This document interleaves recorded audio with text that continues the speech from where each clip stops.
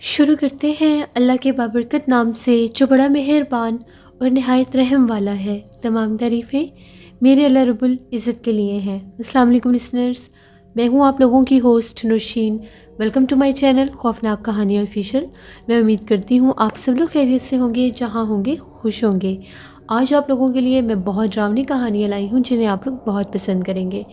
आज की पहली खौफनाक कहानी आरोही शेयर कर रही हैं जर्मनी से। आरोही कहती हैं कि आज आपके साथ मैं बैत नामी लड़की की कहानी शेयर करना चाहती हूँ। बैत लड़की जो है, जब ये इसकी एज 36 ईयर्स थी तो इसकी डाइवोर्स हो गई। डाइवोर्स के बाद इसके 2 बच्चे इसके साथ ही थे, बड़ी बेटी स्टेला और एक बेटा ब्रेंट था। तो ये अलग से रहने लगी। ये बहुत ज़्यादा उदास और परेशान रहती थी। जब इसकी एज 22 ईयर्स थी तो बैट का एक बॉयफ्रेंड होता था जिसका मर्डर हो चुका था। बैट उसे बहुत ज़्यादा मिस किया करती थी। तो बैट ने ये हर टाइम ऐसे आर्टिकल्स सर्च करती थी, पढ़ती थी, जिससे ज़रिए स्पिरिट्स के साथ कम्युनिकेट किया जा सके। वो उससे बात करना चाहती थी, वो उसको इस हद तक याद करती थी। ऐसे उसने एक आर्टिकल पढ़ा जिसमें विजय बोर्ड का जिक्र था। उसने जल्दी से उस चीज़ को सर्च किया और विजय बोर्ड भी ले लिया। अब वो इस इंतज़ार में थी कि किस दिन वो ग्रेवयार्ड जाएगी और जाकर वहाँ पर अपने बॉयफ्रेंड जैक की स्पिरिट को वो बुलाएगी, कम्युनिकेट करेगी, उससे बात करेगी, उससे अपना दुख शेयर कर सकेगी। एक सुबह की बात है, वो विजय बोर्ड लेकर ग्रेवयार्ड पर चली गई और जहाँ पर उसकी कब्र थी जैक की, वहाँ पर जाकर उसने विजय बोर्ड के बारे में जिस तरह से सब कुछ पढ़ा था कि किस तरह से आप रूहों को हाजिर कर सकते हैं, रूहों को बुला सकते हैं, कम्युनिकेट कर सकते हैं, उसने वो सब कुछ करना शुरू कर दिया। विजय बोर्ड के साथ एक स्लाइडर भी होता है जिसके ऊपर आप हाथ रखते हैं और जब आप वहाँ पर किसी भी स्पिरिट के साथ कम्युनिकेट करते हैं तो वो स्लाइडर खुद ब खुद मूव होने लगता है। जैसे ही बैट ने ये सब कुछ किया विजय बोर्ड के ऊपर, तो वो जो स्लाइडर था वो एकदम से मूव हुआ और ऐसा लगा कि जैसे जैक की जो ग्रेव थी वहाँ से कोई चीज़ नीचे गिरी। ये यहाँ वहाँ देखने लगी कि ये कैसी आवाज़ है। तभी वो क्या देखती है कि कुछ झाड़ियों और दरख्तों के पीछे जिस तरह से कोई काले रंग की परछाई खड़ी है। इसको ये तो यकीन हो गया कि यहाँ पर कोई स्पिरिट है और ये जैक ही होगा। उसने जब जैक को उसने ये फील किया कि ये जैक है, ये जो शेडो है, ये साया, ये जैक का है, इसकी स्पिरिट है। उसने उससे हेलो हाई किया, थोड़ी सी डर गई। जब उसने कोई जवाब नहीं दिया तो ये खौफज़दा हो गई और उसको गुड बाय कहे बिना ही घर वापस आ गई। उसी रात से इसके घर में अजीबोगरीब वाक़यात होना शुरू हो गए। इसको ऐसा महसूस होने लग गया जिस तरह से इसके आसपास में कोई है।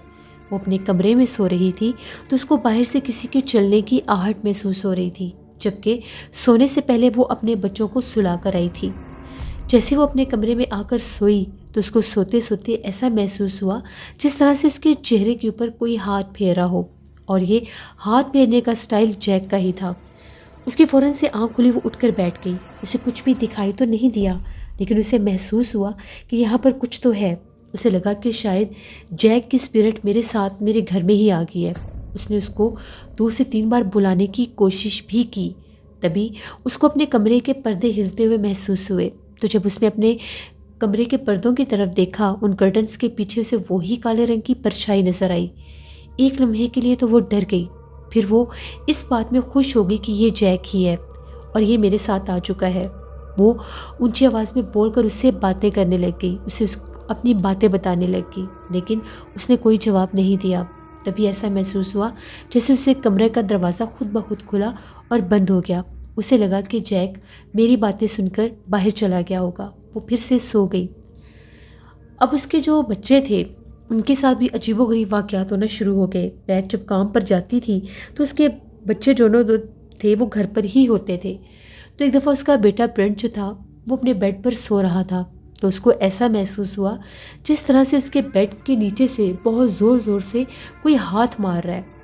उसकी आँख खुली, वो यहाँ वहाँ देखने लगा। अभी वो अपने बेड के नीचे झांक कर देख ही रहा था तो एक काले रंग का भयानक साया जिसकी बिल्ली की तरह आंखें थीं बेड के नीचे से निकला और उसके सामने आकर खड़ा हो गया। ब्रेंट छोटा था, वो बहुत ज़्यादा डर गया। वो बेड से उठकर एक कोने में जाकर बैठकर रोने लग गया।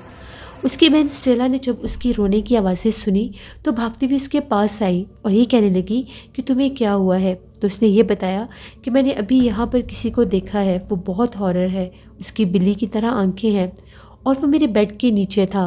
अब वो बाहर चला गया। स्टेला को ये लगा कि ये छोटा है इसलिए डर गया है, इसने कोई डरावना ख्वाब देखा होगा। उसने उसको रिलैक्स करने की कोशिश की और कहा कि चलो हम खेलते हैं। वो बहन भाई आपस में बहुत खेला करते थे। उन लोगों को आदत थी वो हाइड एंड सीक खेलते थे, छुपन छुपाई खेलते थे और उनके खेलने का ये स्टाइल था कि जो भी छुपता था वो जिस जगह पर जाकर छुपता था 3 बार वहाँ से वो क्लैप करता था और फिर उसकी बहन उसको जाकर ढूंढती थी और कभी उसकी बहन छुपती थी और ब्रेंट उसको जाकर ढूंढता था। अब जब ब्रेंट छुपने के लिए गया तो वो अपने लॉन्ड्री एरिया में जाकर वॉशिंग मशीन के पीछे जाकर बैठकर छुप गया। पहली क्लैप उसने लॉन्ड्री एरिया से की। लॉन्ड्री रूम जो था वो नीचे वाले फ्लोर पर ही था। स्टेला ने जब सुना तो भी वो लॉन्ड्री रूम की तरफ जा ही रही थी कि उसको सेकंड क्लैप सेकंड फ्लोर से सुनाई दी जहाँ पर ब्रेंट का कमरा था। उसे लगा कि शायद आवाज़ ऊपर से आ रही है। वो सीढ़ियाँ चढ़ती हुई अभी ब्रेंट के कमरे के पास ही पहुंची थी कि उसको एक और क्लैप सुनाई दी। ब्रेंट के कमरे के अंदर जो कबर्ड थी उसके अंदर से वो आवाज़ आ रही थी। जब वो कबर्ड के पास गई और उसको खोलने लगी तो उसको अपने पीछे से हंसी की आवाज़ आई। उसने पीछे पलट कर देखा तो ब्रेंट खड़ा था और वो ये कह रहा था कि तुम हार गई हो, तुम तो मुझे पकड़ ही नहीं सकी क्योंकि मैं तो नीचे छुपा हुआ था। वो बहुत ज़्यादा डर गई और डिस्टर्ब हो गई और उसने ये कहा कि अगर तुम नीचे थे तो फिर यहाँ पर क्लैप कौन कर रहा था। ब्रेंट उसका मजाक उड़ाने लग गया। उस दिन वो बहुत ज़्यादा परेशान हुई और उसने खेलने से इनकार कर दिया। उसके बाद अब उनके घर में हर वक्त वो काले रंग की परछाई कभी कहीं तो कभी कहीं चलती फिरती दिखाई भी देती थी। लेकिन बैट जो थी वो इस चीज़ को लेकर खुश थी कि ये जैक है। उसको नहीं पता था कि ये कौन सी मखलूक उसके पीछे लग गई है। एक दिन जो स्टेला थी अपने रूम में सो रही थी तो उसको एकदम से चिल्लाने की आवाज़ें आने लगी। उसे ऐसे लगा कि जैसे कोई मर्द चिल्ला चिल्ला कर ये कह रहा है कि यहाँ से भाग जाओ, अपनी जान बचाओ। उसकी आंख खुली तो उसके कमरे का दरवाज़ा खुला था और वहाँ पर एक सफ़ेद कलर की परछाई खड़ी थी और उसको बार बार ये कह रही थी यहाँ से भाग जाओ, वो आ रहा है, वो तुम्हें मार देगा। उस दिन उसकी मदर बैट अपने काम पर ही थी, अभी तक वापस नहीं आई थी। स्टेला को कुछ समझ में नहीं आ रहा था कि ये सब हो क्या रहा है, कौन मार देगा। तभी वो जो वाइट कलर की जो परछाई उसके सामने खड़ी थी एकदम से वो पीछे हटने लगी तो दरवाजे के पीछे से बिल्ली की आंखों वाली एक भयानक परछाई बाहर निकली जो काले रंग का एक साया था। जैसे स्टेला ने उसे देखा वो बहुत डर गई।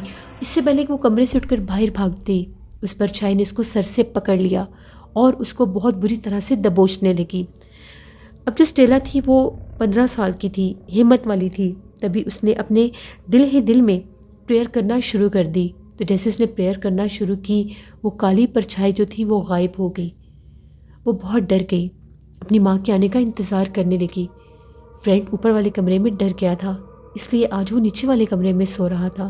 तभी उसके चिल्लाने और रोने की आवाज़ें आने लगी।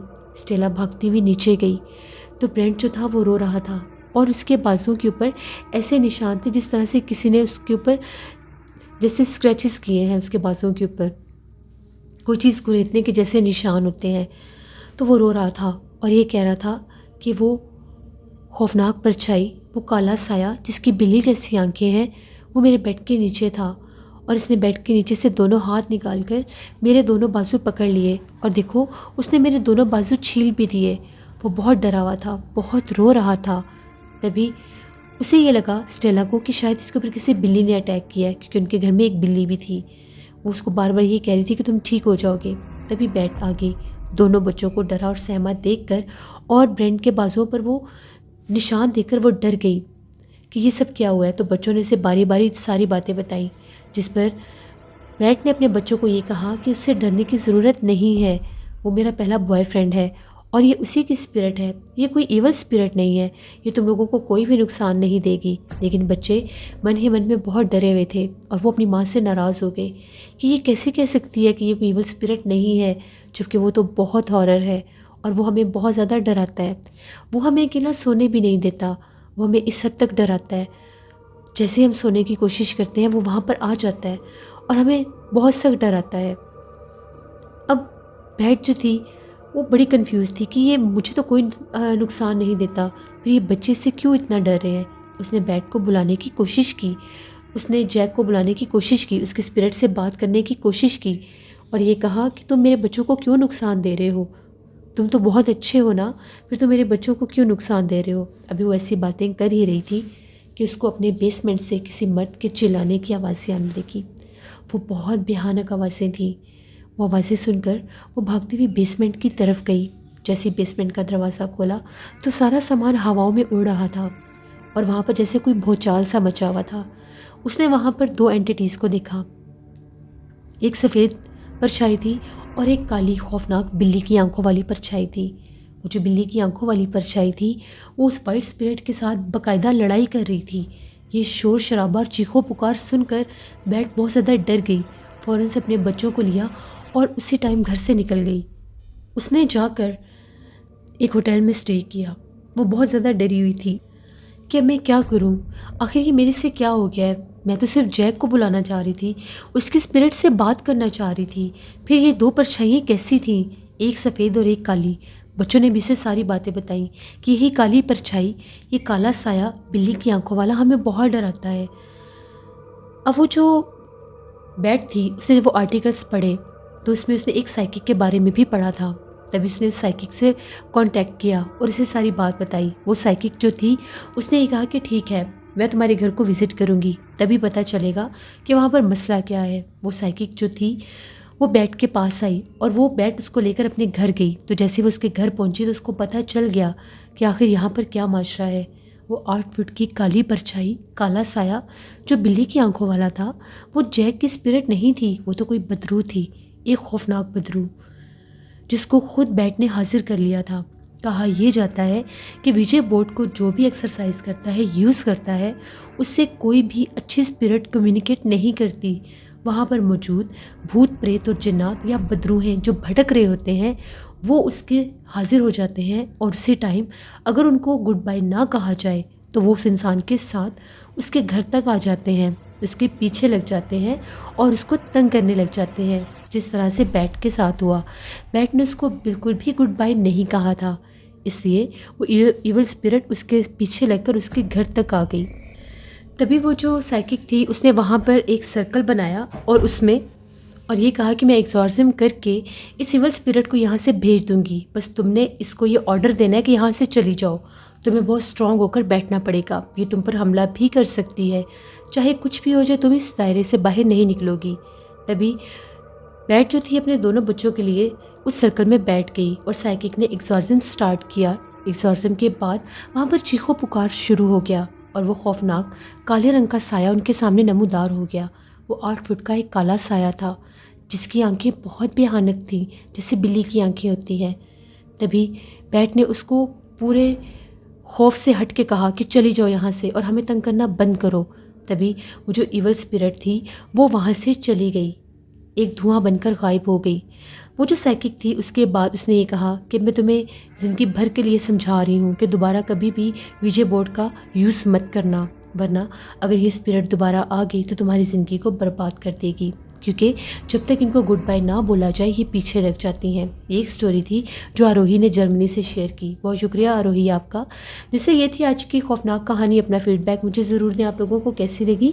आप लोग भी अपनी खौफनाक कहानियाँ शेयर कर सकते हैं डिस्क्रिप्शन बॉक्स में दिए गए ईमेल ID nushindir57@gmail.com पर। इसके अलावा आप लोग मुझे कमेंट बॉक्स में भी स्टोरी शेयर कर सकते हैं। हॉरर कहानी TV पर मैं नेहा की और वकास अहमद की सेंड की भी स्टोरी शेयर करूँगी जो बहुत हॉरर है, उनको भी विज़िट करें और सुने। अपना बहुत सा ख्याल रखिएगा। Thank you for listening my stories. Stay blessed. अल्लाह निगहबान।